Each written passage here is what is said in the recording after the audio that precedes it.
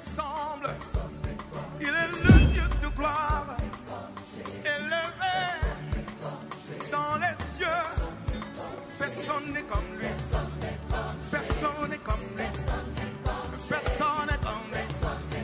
Personne n'est comme lui. Personne n'est comme lui. Personne n'est comme lui. Personne n'est comme lui. Voici, il vient. Au son de la trompette, chez vos chandeliers, brillant comme le soleil, élève la voix, comme c'est le jubilé. Radio Sion, dansez. Voici, il vient. Voici.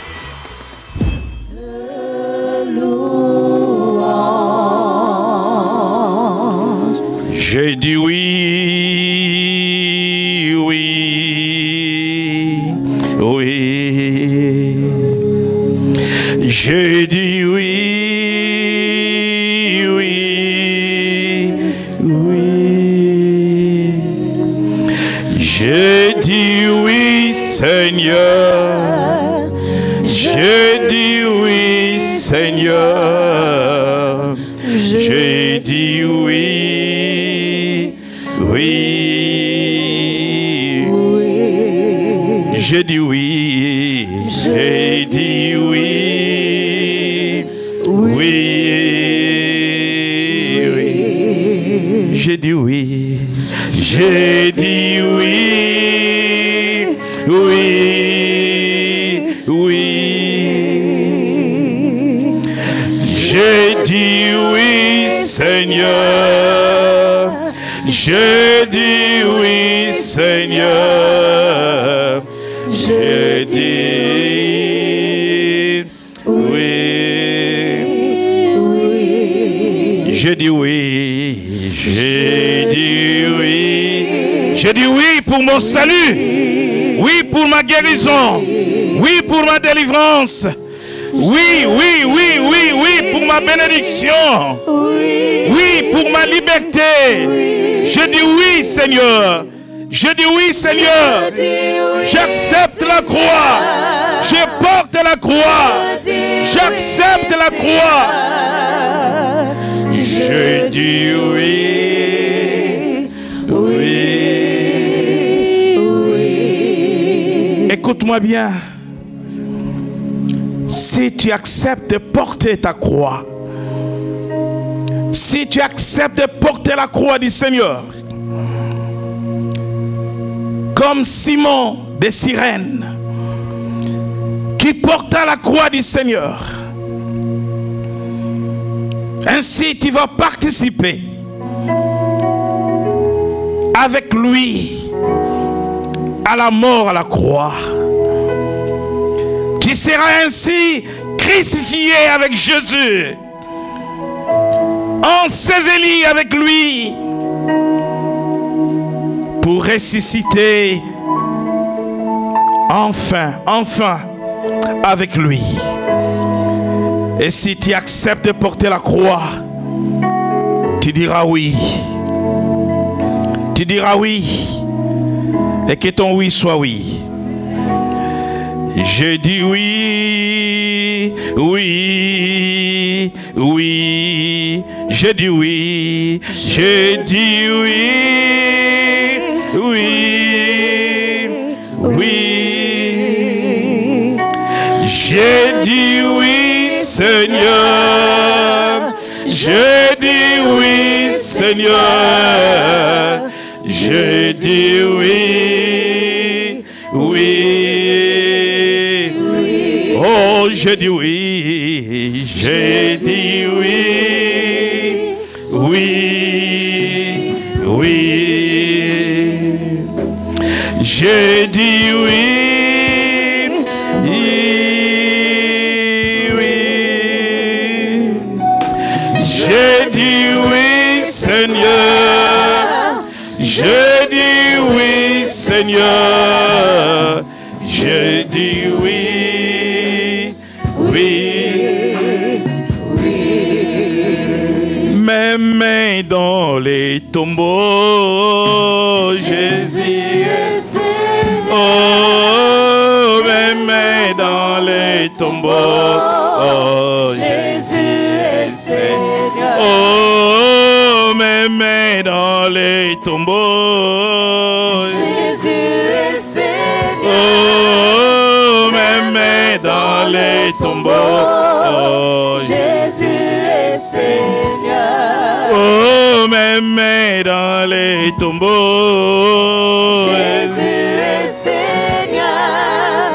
Même dans les tombeaux. Jésus est Seigneur. Oh, même dans la maladie. Jésus est Seigneur. Oh, même dans la mort. Oh, Jésus est Seigneur. oh, même dans les tombeaux. Jésus est Seigneur. Oh, même dans les tombeaux. Jésus est Seigneur. Oh, même dans la maladie. Jésus est Seigneur. Jésus est même dans les tombeaux.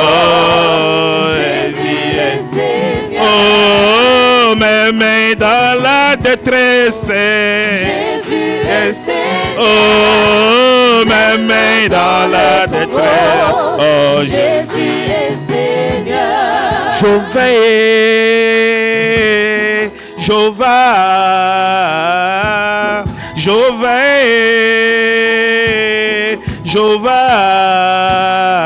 Jéhovah est le Dieu. Oh, Jéhovah est le Dieu. Oh, Jéhovah est le Dieu. Oh, Jéhovah. Élevons Jésus. Élevons le Seigneur.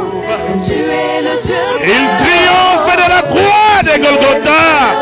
Oh, plus haut, plus haut, plus haut, plus haut. Jésus est plus haut.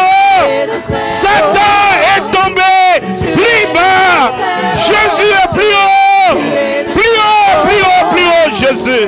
Tu es le Dieu très haut. Oh, plus haut, plus haut, plus haut. Oh, Tu es le Dieu très haut. oh, Jéhovah. Tu es le très haut. Tu es le Dieu très haut. Tu es le très haut. Tu es le Dieu très haut. Tu es le très haut. Tu es le Dieu très haut. Tu es le très haut. Oh, Jéhovah. Tu es le Dieu très haut. Oh, Jéhovah. Tu es le très haut. Oh, Jéhovah. Tu es le Dieu très haut. Oh, Jéhovah. Tu es le très haut. Tu es le Dieu très haut. Tu es le très haut. Tu es le Dieu très haut. Tu es le très haut. Tu es le Dieu très haut. Tu es le très haut. Tu es le Dieu très haut. Tu es le très haut. Tu es le Dieu très haut. Tu es le très haut. Tu es le Dieu très haut. Tu es le très haut. Tu es le Dieu très haut. Tu es le très haut. Tu es le Dieu très haut. Tu es le très haut. Tu es le Dieu très haut. Tu es le très haut. Tu es le Dieu très haut. Tu es le très haut. Tu es le Dieu très haut. Tu es le très haut. Tu es le Dieu très haut. Tu es le très haut. Tu es le Dieu très haut. Tu es le très haut. Tu es le Dieu très haut. Tu es le très haut. Tu es le Dieu très haut. Tu es le très haut. Tu es le Dieu très haut.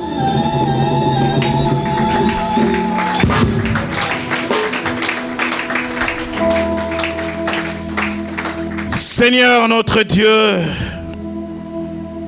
Jéhovah, très haut, élevé à la croix, afin que quiconque qui soit dans la maladie, dans la détresse, dans la mort, élève son regard vers toi afin d'être sauvé. Seigneur, alors que le monde à cette heure de l'événement est dans la détresse, dans le désespoir, tes disciples confus, les femmes pleureuses dans le pleur, toi, tu es en train de parcourir en ces moments précis les séjours de mort pour défier Satan. Seigneur,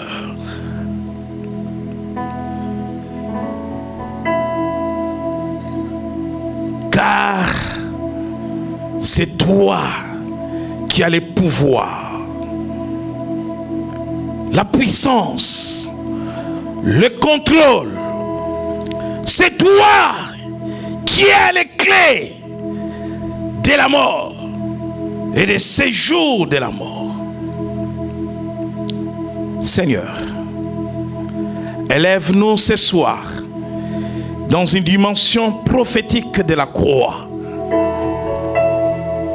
Tu es Dieu de toute éternité, à la gloire du Père. Amen. Amen.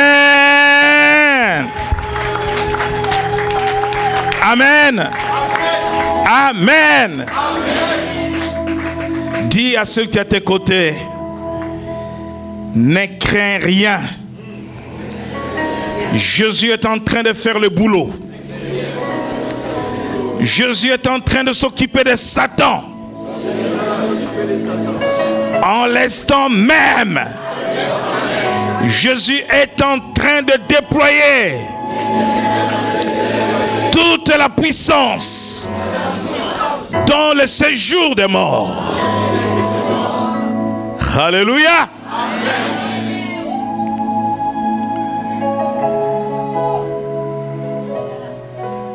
Prenons place. La dimension prophétique de la croix.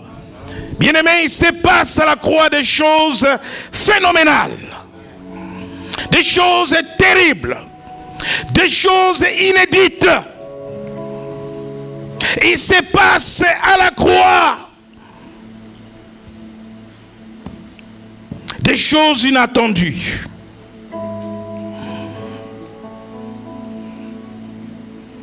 Beaucoup de chrétiens veulent savoir où est passé Jésus entre la croix et la résurrection. Nous savons qu'au soir de sa mort, il a été enseveli.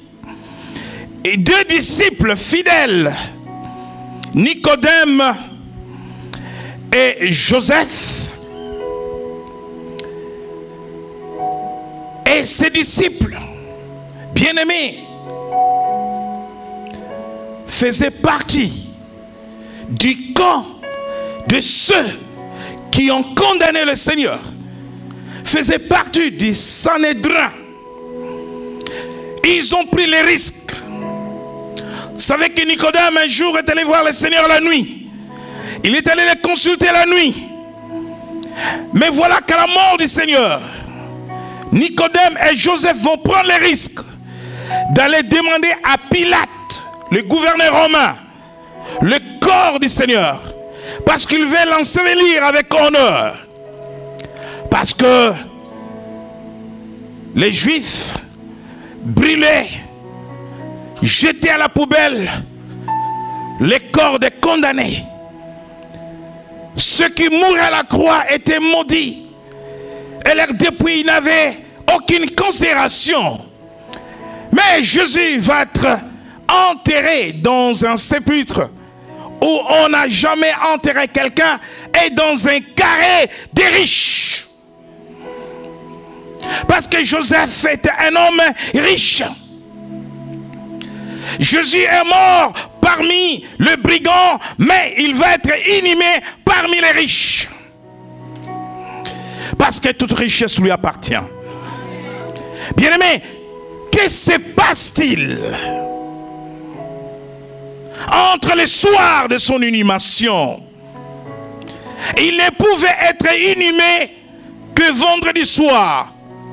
Parce que la loi juive voudrait que celui qui est pendu sur le bois, étant donné que selon les textes de Deutéronome, selon la loi de Dieu, celui qui est pendu sur le bois est sous la malédiction. Et donc, les maudits ne devraient pas passer la nuit sur le bois de peur que sa malédiction se répande sur le pays. Et aussitôt la mort constatée, il fallait se débarrasser de ces corps. Mais le corps de notre Seigneur n'est pas n'importe quel corps. C'est un corps qui va produire un miracle à venir. Et voilà, ce sont deux hommes disciples considérés, mais faisant partie du Sanhédrin, du tribunal religieux qui a condamné Jésus. Ils vont prendre le risque d'aller voir le gouverneur. Et il leur rendra les corps du Seigneur. Ils vont faire descendre ces corps. Et beaucoup vont se poser des questions. Les femmes vont les accompagner pour voir l'endroit où ils vont mettre le Seigneur.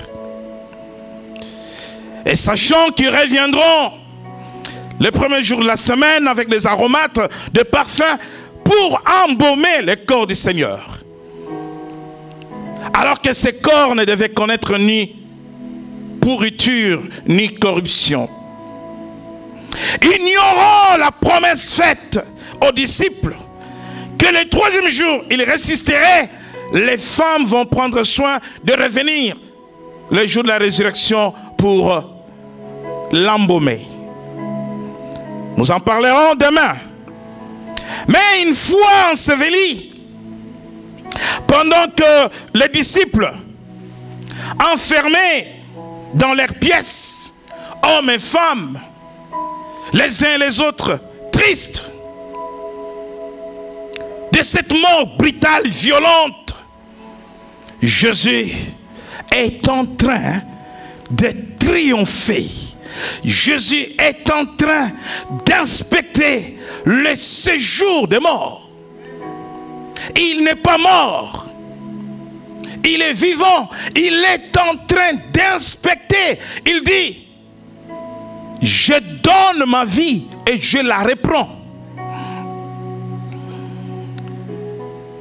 Que fait Jésus dans le séjour des morts? Nous lisons la parole de Dieu dans le livre de Genèse parce qu'il s'agit de la dimension prophétique de la croix. Genèse chapitre 2, verset 16. Rapidement la lecture. Nous lisons la parole de Dieu, Genèse chapitre 2, verset 16. L'Éternel Dieu donna cet ordre. L'homme, tu pourras manger de tous les arbres du jardin, mais tu ne mangeras pas de l'arbre de la connaissance du bien et du mal, car le jour où tu en mangeras, tu mourras. Alléluia. Le jour où tu en mangeras, tu mourras. Il s'agit de la mort spirituelle par voie de conséquences de la mort physique. Parce que nous savons que le jour où Adam et Ève ont touché aux fruits interdits, ils sont morts spirituellement, mais ils ne sont pas morts physiquement. Dieu annonce à l'homme une interdiction. Il dit, le jour où tu en mangeras, tu mourras. Bien-aimé dans le Seigneur, qui est l'auteur de la mort? C'est Dieu. Satan n'a jamais été l'auteur de la mort. L'auteur véritable de la mort, c'est Dieu lui-même. Et parce qu'il est l'auteur de la mort, La puissance de la mort est entre ses mains. Et parce qu'il est l'auteur de la mort. Et dans le livre de Job au chapitre 12 verset 10, il dit: il tient dans sa main l'âme de tout ce qui vit, le souffle de toute chair d'homme. Toute vie est entre les mains de Dieu. Le souffle de l'homme est au contrôle de Dieu. C'est Dieu qui annonce la sentence de la mort à l'homme. Mais quand Satan va tenter Ève et Adam, parce que Satan a amené le péché dans la vie des humains, et le péché va avoir pour conséquence la mort, Satan va faire croire à l'homme, à Adam et Ève d'abord, et encore aujourd'hui, que c'est lui qui détient le pouvoir de la mort. Et Satan va créer une sorte de psychose qui va planer la pensée de l'homme tout au long de l'histoire de l'humanité. Mais la croix vient aussi comme un instrument de correction de la vérité prophétique. Dieu est l'auteur de la mort. Il annonce la mort, il dit: le jour où tu toucheras, tu mourras. Satan n'a jamais été l'auteur de la mort. Voilà pourquoi Jésus, après avoir quitté la croix, regardez les dernières images. La dernière image que j'ai envoyée hier, la croix est vide. Vous pouvez mettre l'image de la croix sans Jésus. Jésus n'est plus à la croix. Il n'est plus à la croix. Vous savez, quand il a rendu l'âme, il y a eu un tremblement de terre. Un tremblement qui a brisé des rochers, des tombeaux se sont déchirés parce que le Saint devait sortir et paraître dans la ville de Jérusalem. Et non seulement que les tombeaux devraient s'ouvrir, Jésus devrait lui-même inspecter le séjour des morts. Parce que Satan croyait détenir par la puissance de la mort le contrôle de séjour de la mort. Voilà Jésus qui marche dans le séjour de la mort pour dire à Satan: tu es menteur, moi je te mors, voilà que je suis vivant, j'ai les clés de la mort et j'ai les clés de séjour des morts. Apocalypse chapitre 1er verset 18.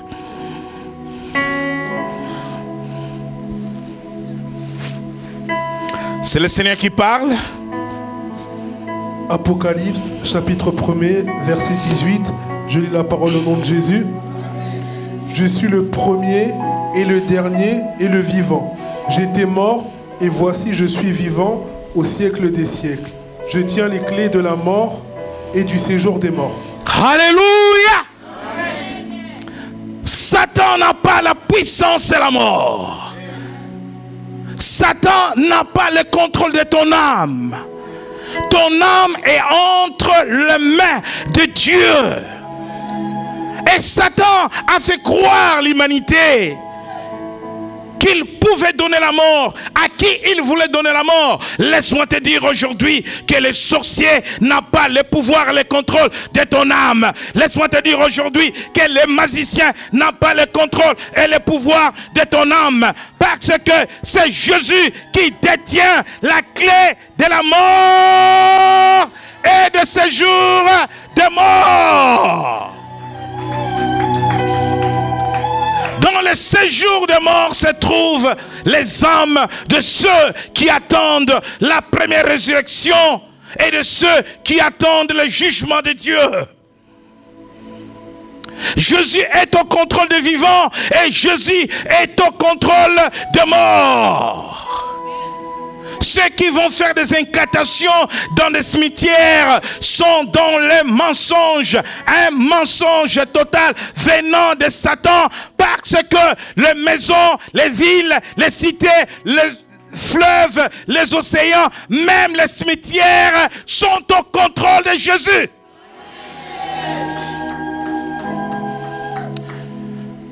Jésus n'a pas été inhumé dans une maison. Il a été inhumé dans un cimetière, mais il est sorti vivant. Il dit, j'étais mort, je suis vivant. J'ai la clé de la mort et j'ai la clé de ce jour des morts. Le Seigneur, entre vendredi soir et le matin de la résurrection, est en train d'inspecter le séjour des morts, est en train de faire voir les âmes de ceux qui sont dans le séjour des morts que c'est moi le roi, c'est moi le vainqueur. Satan n'est qu'un menteur. Je l'ai vaincu à la croix. Non seulement que je l'ai bâti à la croix, et maintenant je pénètre dans le séjour des morts pour dire qu'il n'a ni autorité ni domination sur les humains. Et cependant, Jésus est en train de réhabiliter l'homme dans son pouvoir d'antan, dans sa domination, tel que cela avait été voulu par Dieu dans les livres de Genèse. Créons l'homme à notre image afin qu'il domine. C'est travail de triomphe fait par le Seigneur. Et nous allons dans l'épître aux Hébreux. L'épître aux Hébreux, chapitre 2. Lisons le verset 14. Nous lisons la parole. Et le verset 15. Hébreux 2, chapitre 14, au verset 15. Ainsi donc, puisque les enfants participent au sang et à la chair, il y a également participé lui-même, afin que, par la mort, il anéantisse celui qui a la puissance de la mort, c'est-à-dire le diable, et qu'il délivra tous ceux qui, par crainte de la mort, étaient toute leur vie retenus dans la servitude. Amen. La Bible dit, ainsi donc, puisque les enfants participent au sang et à la chair, Dieu, en nous créant, il nous a donné la chair et il nous a donné le sang. C'est ce qui traduit la nature humaine. Le corps et le sang. Ces textes viennent, n'est-ce pas, montrer la nature humaine du Seigneur. Et il fallait que Jésus naisse avec notre nature. Parce que la nature de Dieu ne pouvait pas porter les péchés à la croix. Et c'est pour cela que hier, pendant 3 heures, entre midi et 15 heures, l'heure à laquelle il a rendu l'âme, il y a eu l'obscurité, les ténèbres. Et c'est pendant ces laps de temps où il va s'écrier, mon Dieu, pourquoi m'as-tu abandonné? Parce que Dieu s'est retiré de lui. C'est la première et l'unique fois où il y a une séparation entre les fils et les pères. Jamais dans l'histoire de la Bible le père a été dissocié du fils. Juste pour un temps, pour que le fils souffre comme un homme. Que personne ne vous dise que parce qu'il était Dieu, quand on le frappait, il ne sentait pas de douleur. Non. Dieu ne pouvait pas porter les péchés à cause de sa sainteté. Et pendant ces temps de ténèbres, il s'est retiré. Et Jésus savait qu'il allait à la croix pour souffrir. Voilà pourquoi dans le jardin de Gethsémani, pendant la prière, il a demandé au Père s'il était possible qu'il éloigne cette coupe. La coupe, c'est la souffrance. La coupe, c'est le jugement. C'est le châtiment qu'il devait subir à notre place. Et il a pris la forme humaine. Il est né homme pour porter à la croix le péché de l'homme, la malédiction de l'homme, parce que Dieu ne pouvait pas, en tant que Dieu, porter le péché. Ce qui serait contraire à sa nature. Et la Bible dit que lui aussi, il a porté cette nature, afin que par la mort, il anéantisse celui qui a la puissance de la mort, c'est-à-dire le diable, et qu'il le délivra.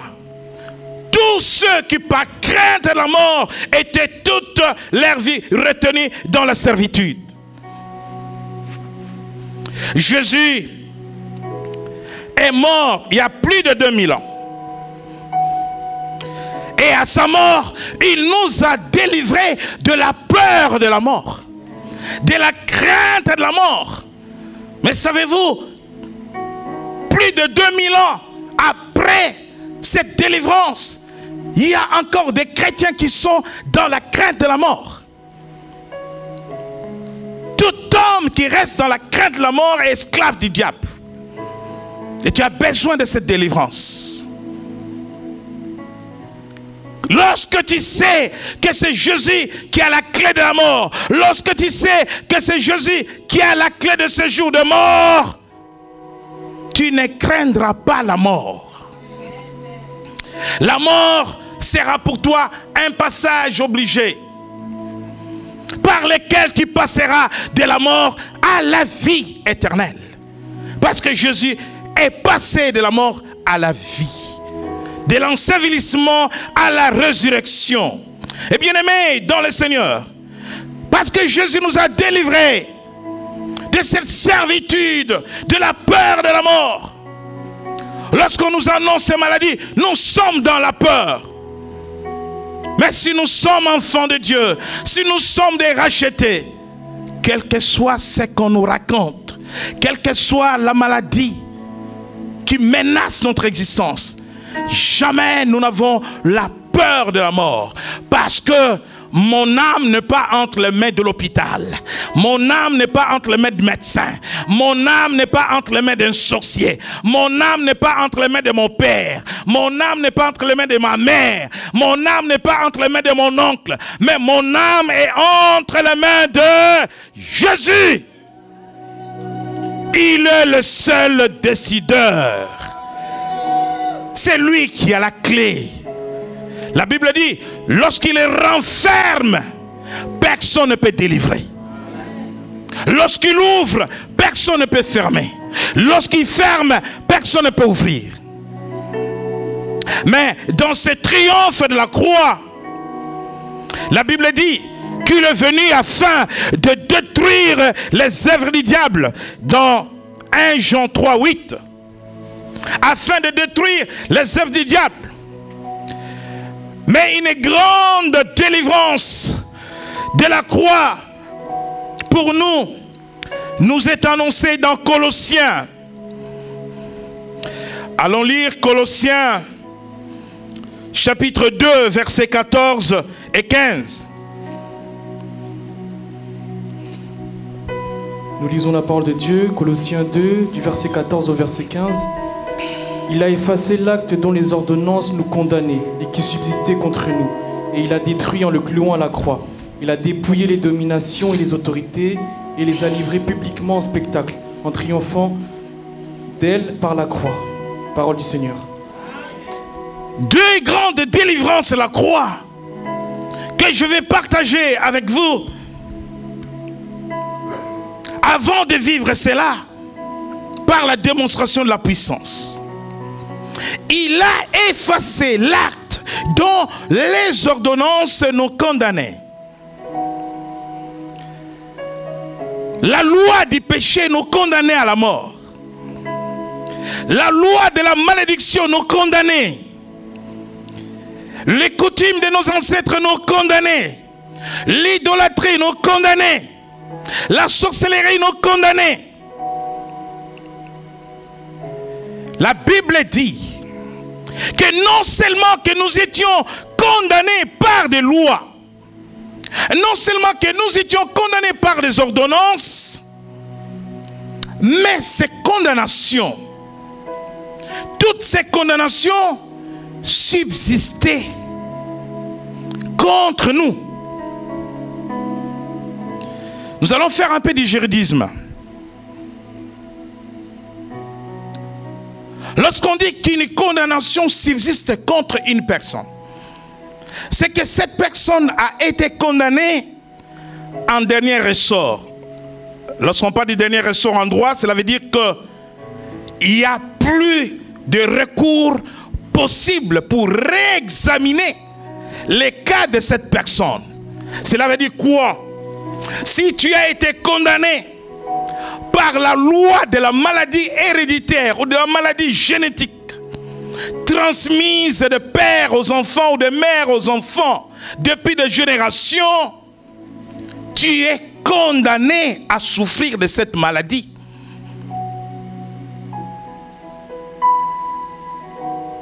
Cette condamnation devient une fatalité. C'est-à-dire que c'est une situation qui ne va jamais changer dans ta vie. Alléluia. Vous savez que dans beaucoup de familles, il y a des situations qui ne changent pas depuis 4 générations. Mais il s'agit bien de toutes ces condamnations-là qui subsistent, que personne ne peut enlever, que personne ne peut changer. La pauvreté dans une famille, dans une nation, peut paraître une condamnation. L'Afrique exploitée par les puissances du monde paraît être une condamnation. L'exploitation de l'homme par l'homme paraît être une condamnation. Être victime de la discrimination sociale paraît être une condamnation. De toutes les façons, depuis 4 générations, nous souffrons de cette maladie. Depuis 4 générations, nous sommes pauvres. Depuis 4 générations, chez nous, il n'y a pas de mariage. Et depuis 4 générations, d'ailleurs, nous sommes dans la stérilité. Nous sommes. Condamnation qui subsiste. Et lorsque Jésus monte à la croix, il monte avec un catalogue de condamnations des hommes. Les femmes, les hommes qui sont condamnés.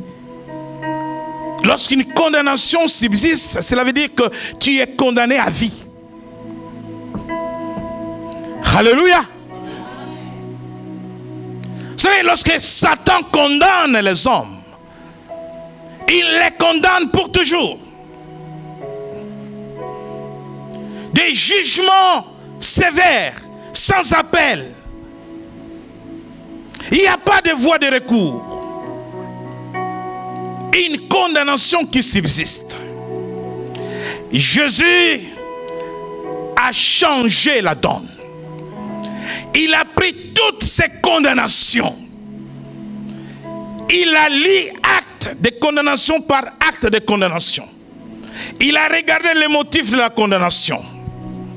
Il a regardé le nom de Pierre, le nom de Jean, Antoinette, Marie, condamné à ne pas se marier, condamné à souffrir toute sa vie d'une maladie incurable, une maladie héréditaire, condamné à demeurer dans la pauvreté et des condamnations depuis des générations, maudit sous la malédiction.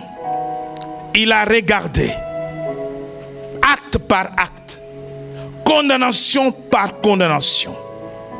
Lui, le grand juge, lui, le grand juge, il a dit: Si je déchire toutes ces copies de jugement, de condamnation des humains, on ne sait jamais. Peut-être que Satan reviendra. Il va recoller les morceaux pour reconstituer ces jugements de condamnation qui subsistent contre mon peuple. Non, déchirer ces copies n'est pas la bonne solution. La bonne solution, c'est d'effacer. C'est d'effacer. C'est d'effacer. Parce que quand je vais effacer, il n'y aura ni trace, ni souvenir, ni mémoire, ni histoire. Il n'y aura rien. Avant rien égale après rien. Avant rien égale après rien. Avant rien égale après. Avant rien égale après. Il a effacé. Pourquoi me parles-tu de la malédiction de ton père? Chrétien, veux-tu encore crucifier Jésus à la croix? Une fois. Une fois.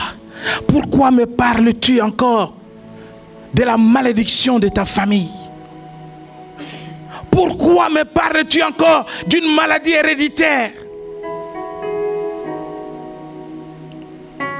Si tu as un problème cardiaque, le médecin va commencer à te poser des questions. Et ton père, et ta mère, et ton grand-père, il va remonter toute la lignée. Et il va faire un arbre généalogique médical.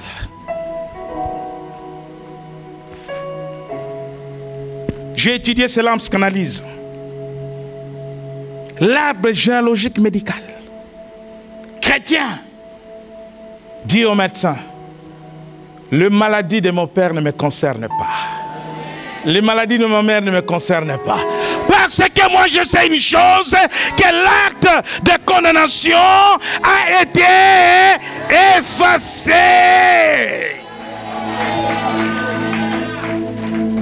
Dans ta famille, qui est déjà mort de cancer, je ne sais pas. Parce que moi, mon dossier médical est vierge. Alléluia. Tu n'as pas peur de la mort. Parce que Jésus a la clé de la mort. Et il a la clé de ce jour des morts. Est-ce que dans ta famille, tu avais des sœurs ou tu avais des tantes qui avaient des problèmes pour concevoir? Je ne sais pas. Parce que moi, mon dossier est vide. Cela a été effacé. Bien-aimé, et à la croix, il a dépouillé les dominations, les autorités et les a livrées publiquement en spectacle en triomphant d'elles par la croix. Il a affaibli, dépouillé, dénudé, désarmé. En grec, ça veut dire enlever le vêtement de quelqu'un, tous les vêtements, nus. Satan a été dénudé. Les dominations ont été dénudées. Les sorciers, les magiciens. Bien-aimé, Jésus t'a rendu le pouvoir. Jésus t'a rendu l'autorité. Et Jésus t'a réhabilité. Et ce soir, je veux que quelqu'un réalise que dans sa vie, la maladie a été effacée. La condamnation a été effacée. La mort précoce de la famille a été effacée. La maladie héréditaire, diabète, tout le monde, toute la famille, cela a été effacé. Ce soir, je veux que tu sortes avec un dossier médical vide. Vide. Historique zéro. Antécédent zéro. Quelqu'un dit avec moi, zéro. Antécédent, zéro. Historique, Lève-toi dans sa présence.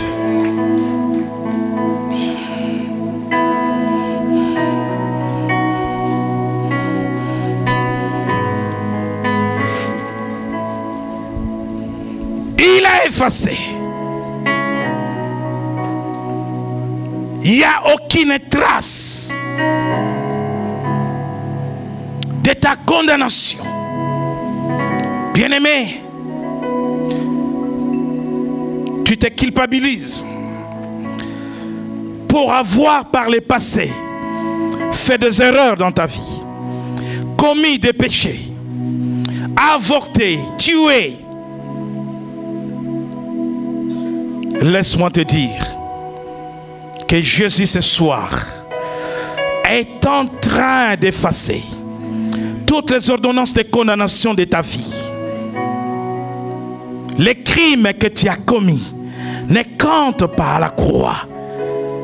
Jésus sait une chose ce soir, que tu as reçu le pouvoir, tu as reçu la domination. Jésus sait une chose ce soir, que Satan n'a pas le contrôle de ton âme. Satan n'a pas le contrôle de ton souffle. Ton souffle est entre les mains du Seigneur. Ton âme est entre les mains du Seigneur. Il est au contrôle de ta vie. Il est au contrôle de ta maison. Il est au contrôle de ta famille. Je voudrais prier avec le peuple de Dieu pour réaliser,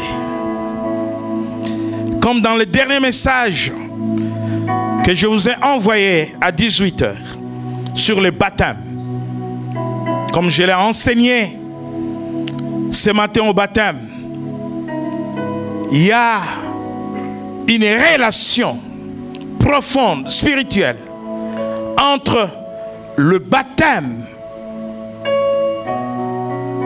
dans l'eau et la croix du Seigneur. Nous sommes ensevelis avec lui. Nous sommes enterrés avec lui par le baptême. Et nous sommes ressuscités avec lui. Il n'y a plus de condamnation, dit la Bible. Plus de condamnation pour tous ceux qui sont en Jésus-Christ. Il n'y a plus de condamnation. Romains 8. Pour tous ceux qui sont en Jésus-Christ.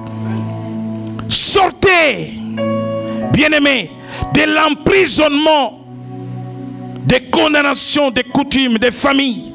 Sortez de l'emprisonnement des condamnations sataniques, démoniaques. Sortez de l'emprisonnement du pouvoir satanique. Parce que Jésus vous a rendu l'autorité. Vous a rendu le pouvoir perdu.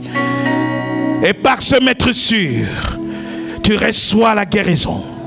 La Bible dit, lorsque le Fils vous a franchi, vous devenez réellement libre. Et c'est par sa mort à la croix que vous avez été affranchis.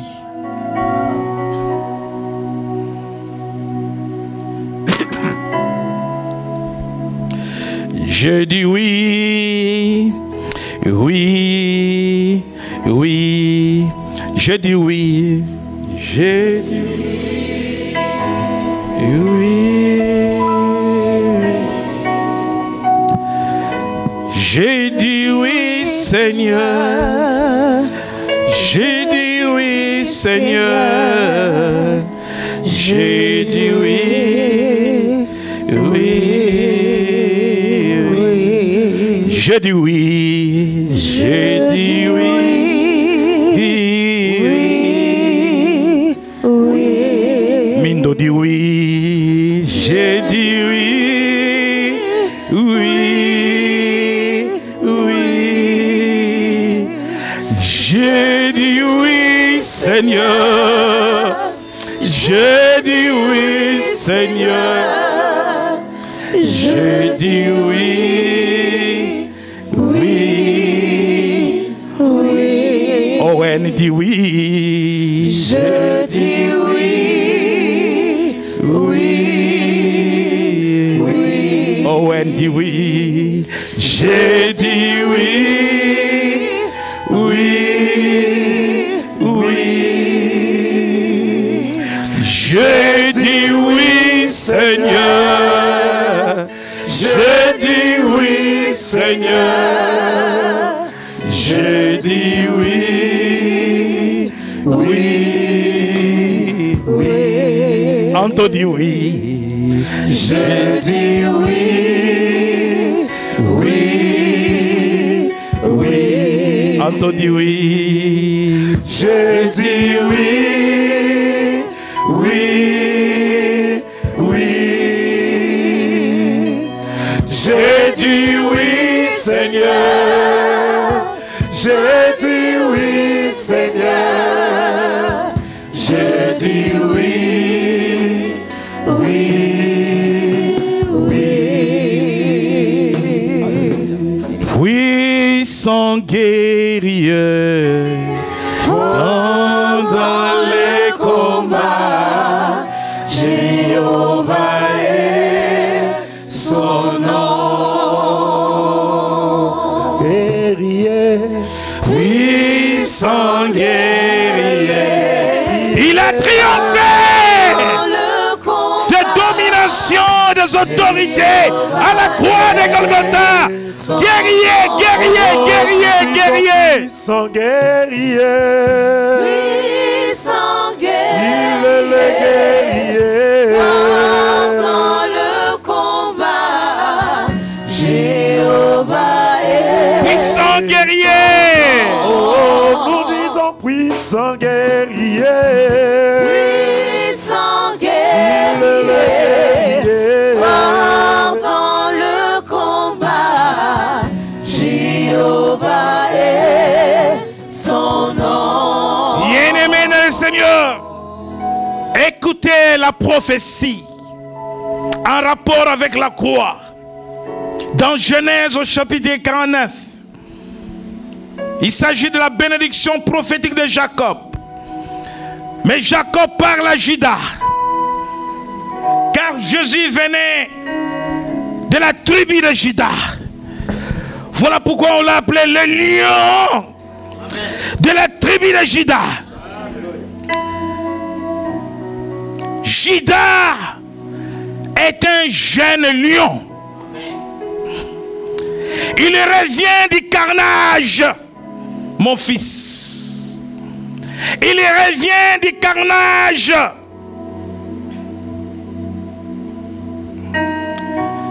Jésus est rentré dans les camps de Satan. Le lion de la tribu de Juda. Il a démoli les camps de l'ennemi.